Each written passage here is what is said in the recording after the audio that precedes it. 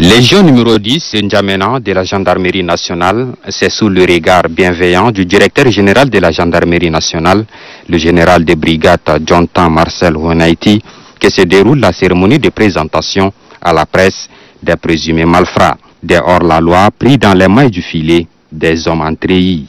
Le premier réseau, constitué de 12 présumés malfrats, opère dans le vol des biens des personnes.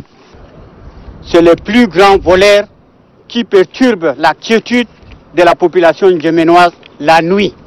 Tous les effets que vous voyez devant vous, que je vais citer, ont été volés par ces gens-là, surtout la nuit, en cassant les boutiques, des concessions, des portes, pour emmerder nos parents de la façon.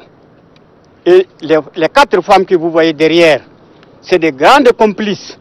C'est elles qui vendent le matériel. Les hommes volent, elles louent des motos, des clandomans. Les matériels sont mis à leur disposition et c'est elles qui volent. Elles sont les plus dangereuses même par rapport aux hommes.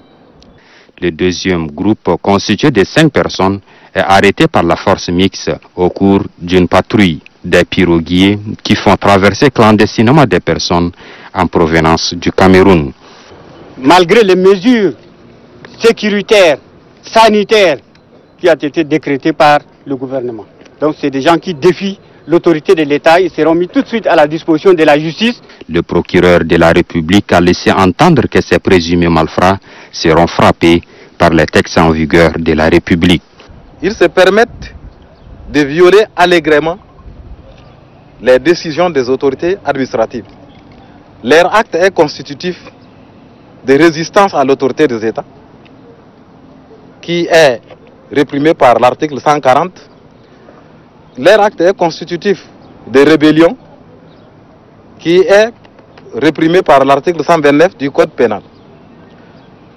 Ils seront traduits devant les juridictions où la loi leur sera appliquée.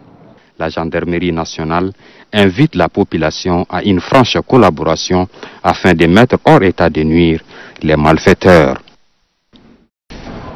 Nous sommes dans une situation où le pays est en train de mener une lutte acharnée contre la pandémie du coronavirus, le Covid-19.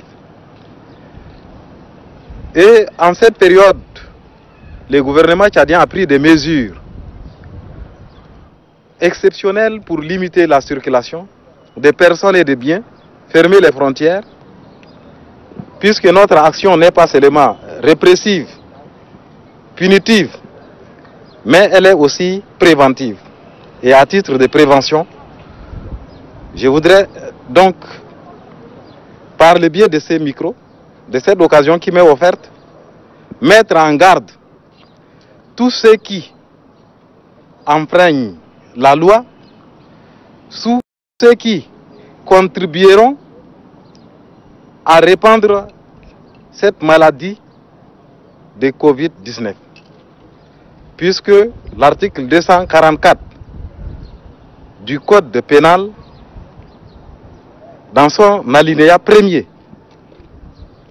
précise que ceux qui, par leur comportement, par leurs agissements, faciliteront la communication d'une maladie dangereuse et contagieuse seront punis de 3 mois à 3 ans d'emprisonnement et d'une amende de 50 000 à 500 000 francs. À part les piroguiers, les agents de sécurité chargés de veiller à la sécurité des frontières qui, semble-t-il, pour des espèces sonnantes et trébuchantes, acceptent de faire traverser des gens des frontières voisines vers notre pays. C'est là aussi qu'ils mettent à l'esprit, qu'ils aient à l'esprit que l'article 192 du Code pénal, qui réprime la corruption des agents de l'État, leur sera applicable et ils seront punis d'une peine qui va d'1 an à 10 ans d'emprisonnement.